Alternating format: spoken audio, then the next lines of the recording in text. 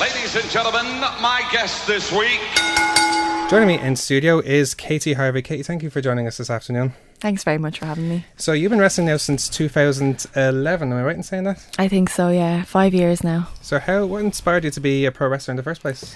I was actually in college doing TV and film production, and we had to do a class project to make a documentary about something we loved. So me and my friend Paul Scarf, he used to be in Rough Stuff, a tag team a few years ago.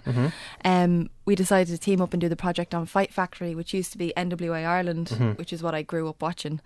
So we started the documentary and somehow got roped into trying the classes, and the documentary never got made. There's still a pile of about 8 hours footage somewhere in Bray, in Biffy. And we both ended up wrestling and as a tag team for a little while as well. That's pretty cool. So you've wrestled under many different promotions, both here in Ireland and across the UK and Europe as well.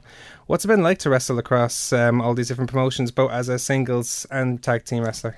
It's really interesting because there's such different crowds. For Ireland, for example, is on an upswing for wrestling right now, so it's getting really, really popular again. People are very vocal at the shows. Whereas sometimes when I'm wrestling in like Belgium, Holland doesn't have WWE on TV. Oh, really? If you watch it on the internet, so the crowds tend to be older and quieter. Doesn't mean they appreciate it any less, but sometimes it's just a bit of a different atmosphere. I wrestled in France before as well. No one had ever seen wrestling because the wrestling goes on a lot of fairs and festivals, kind of like it used to in England. Yeah. So once again, it's kids who have never seen wrestling before in their life, and you'll do like a scoop slam and they'll think you're the most amazing person in the world. You're like, I can do flips too, but they don't care. So it's like a World of Sports sort of crowds that would be in all these different areas, like. Yeah. So depending on the country, depends on what kind of wrestling they like. So it's really interesting because you kind of have to suss out what they like and then adapt to that. And then we've got the other cross section of female only shows, which I do quite a bit of in England, and that's a completely different ball game again because they don't like slams and bumps, they like tech wrestling. Interesting. So it's lots of different styles. So you wrestled under your own name as both a heel and a face, particularly in OTT where you're more as a face, going up against Martina. We'll get to that later on, but what do you feel are the pros and cons performing as a face and performing as a heel? It's just, once again, it's just the different crowds. I wrestled as a heel for about 2 years straight when I started, and I actually didn't think I could wrestle face at that stage. Oh, really? And because there was only me and Kazza wrestling for a good chunk of years, she was always the face, I was always the heel because I was always the bigger one and she was the little one with her head scissors. So it was interesting when more girls started wrestling and we started wrestling in England because then we had to flip it. And I started working face. But it's just really different. 2 different movesets, 2 different attitudes, almost 2 different characters. It's pretty cool. Now, speaking of Kazza, we had Kazza on the show a few weeks ago, and she said to us that the two of you were starting training around the same time and your careers were getting off around the same time. What's it been like to have someone like her competing, like especially we both from being here from Ireland and training almost regularly, and to be with you in the start until the start of your career up to this current day, because you've been wrestling more or less your entire careers against each other. Yeah, it's pretty parallel. And a lot of people think we're competitive, and a lot of people have tried to play us off against each other over the years. Is that right? Yeah, but we don't necessarily see it that way. We're both under the impression of girls help girls, So I don't see us as competitive, especially now because I think we've split off into 2 different branches. She's gotten so much success as Martina, and that she suits that character down to the ground. That's her personality. She's very out there, whereas I'm kind of, especially in England and Europe, going the more kind of Lance Storm serious wrestler route, which is cool. But when it comes to competitiveness, I'm actually much more competitive with the girls in my own gym. We've got 6 girls training in Fight Factory. And because it was me and Kazza for so long, I'm the first to admit I got a little bit lazy because if they needed a girls match, they were always going to book us too. Right. And then all of a sudden these other girls showed up in the gym and they were younger and they were fast and they were pretty, and I was like, okay. Right. So it almost kickstarted me to get competitive again in a good way. There you go. Now, is there any other wrestlers or people, like you mentioned the girls coming in to Fight Factory as well, is there any other people or wrestlers who influence any part of your character, like, or at least to like improve your career or your skills later on? Yeah, well, everyone we have in Fight Factory at the moment is just really on the up, and because they're all that 18, 19-year-old age bracket, they are that little bit younger than me. I'm 27 now, so it does push me to compete with them. So it's a great group of people to be involved with. And also just in England, I am getting to wrestle really, really cool girls who push me. Like last year I've wrestled Kaylee Ray, Nikki Storm, Viper, you know, all these girls who are now WWE in Japan.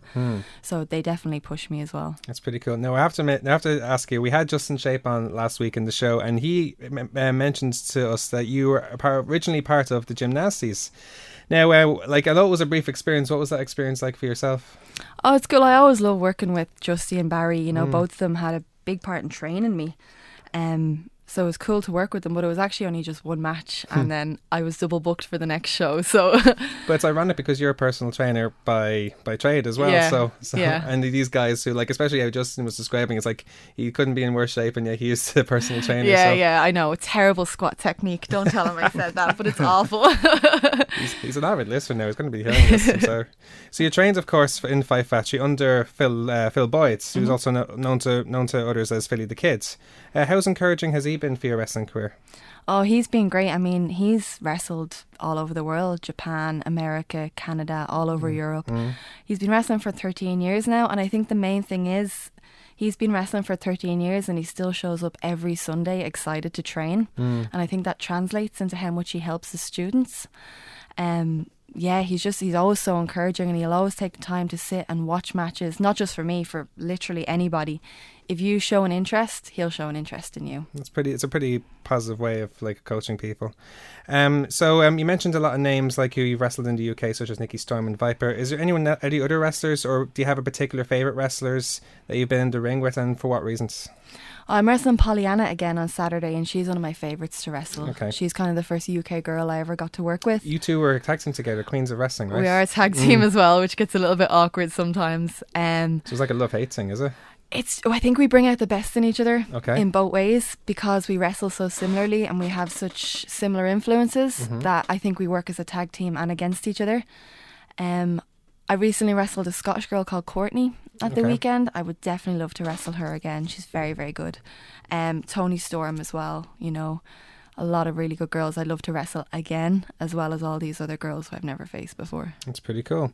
Now, obviously you've had a career now, like you've done, it seems like from what I can tell, you've accomplished a lot in like your 5 years in your career. So what would you consider as the highlights of your wrestling career so far? One night that always sticks out is I won the PWU Women's Championship, and it was the first title for women in Ireland. It's still the only title for women in Ireland. Is that right? Yeah, so we spent a lot of time building up the division. They brought in a lot of good girls again, Nikki Storm, Viper, Tony, all the rest of it. So for fans to actually demand a women's title because they were so enjoying the matches, we just worked so hard as a group to get women's wrestling onto PWU, and now they regularly book 2 girls matches a show because that's what their crowd wants to see.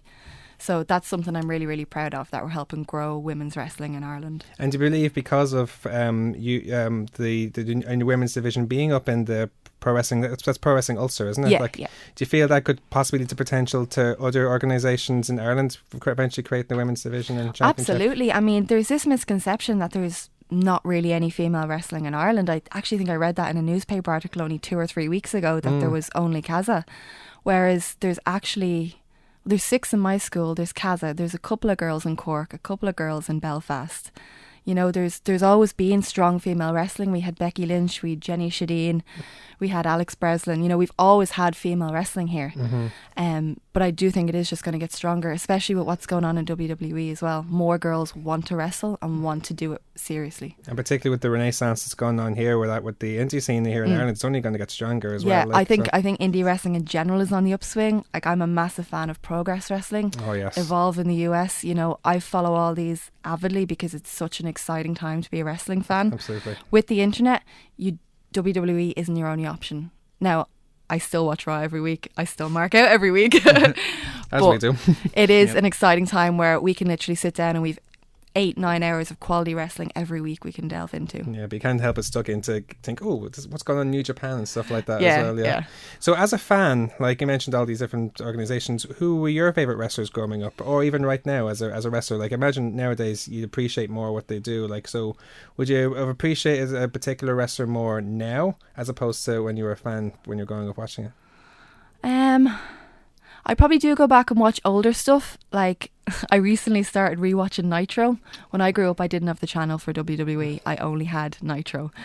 And I've gone back and watched some of that recently, and I'm a little bit like, oh, this isn't actually very good. But because it's what I watched growing up, I have a soft spot for a lot of them. Like, I was a massive Billy Kidman fan growing up. Jeff Jarrett was my number one. Really? Yeah. But now sometimes I watch it back and I'm like, I could have made better choices. No, I still, Jeff Jarrett and Billy Kidman were my absolute two favourites growing up. Nowadays, I'm a massive Shinsuke Nakamura fan. Everyone is like so. Yeah, I know. I feel like such a bandwagon jumper. Not at all. But, you know, a couple of years ago when I was watching New Japan, which I only started because of Fergal, I would delve in and out of the matches. Yeah. And I saw him, and straight away I was like, even though there's like, he wasn't speaking English or whatever, he's just so charismatic. You had to pay attention to him. Yeah. So he's definitely become a big influence. What's interesting about Shinsuke Nakamura, we were talking about this in the show before, we heard his two biggest influences were Michael Jackson and Freddie Mercury, which you wouldn't think, like, but it shows, you see the way he moves around, like, and makes sense. Yeah. Oh, well, I think you definitely have to take influence from outside of wrestling as well. Absolutely, like, yeah. I'm a massive superhero movie fan, you know, so I have some new gear ordered that's based on one of my favourite superheroes, you know. So you got to take a little bit from everything. It's absolutely. Now, finally, we have to ask you. Now, as you know, you've wrestled with and against the best of Irish women's wrestling, and a lot of your rivals have claimed your title as the First Lady of Irish Wrestling. What we want you to ask is, what do you think is the best rivalry in the history of women's wrestling in general, and it's like around the world? I suppose the obvious one is Trish and Lita. Yeah. And that's the one that captured most people's attention. I mean, their match main evented Raw. That's a measuring stick for all women now, I think. Which is a first, and it's probably, is that the only time it's happened? Or I'm not sure. It happened this week. Did it happen this week? Yeah, Dana and Sasha Banks. I haven't watched Raw this week. Dana and Sasha was technically the main that event. Was main technically. event. And I think Eve Torres or Kelly might have been involved in a couple of main events, mixed tags and stuff. Yeah. Okay. As far as I know, that's the only... No, sorry, there was Stephanie and Lita as well, main evented for the women's title. I remember that, yeah. Yeah, I'm a big Lita fan as well. She's my favourite women's wrestler. So I think Trish and Lita is still the measuring stick for female feuds. The NXT girls as well have to be mentioned. They're just fantastic. You know, there's so much going on there. No, they probably have the potential to just top that, like, you know, especially maybe Sasha Banks and Charlotte nowadays. They're going into SummerSlam or on Battleground as well. So who knows? They could top it. That could be the next Katey Harvey could want to see that as a thing. So Katey Harvey will be wrestling this weekend at CCW's Project Mayhem in the 16th of June in Cork. He'll be taking on Pollyann. I'm not allowed to say her last name because we're told before the interview. So tickets are still available on eventbrite.ie. Katey, thank you so much for coming in. It's been awesome chatting with you, and all the best and more in Cork this weekend. Thanks for having me. You're more than welcome.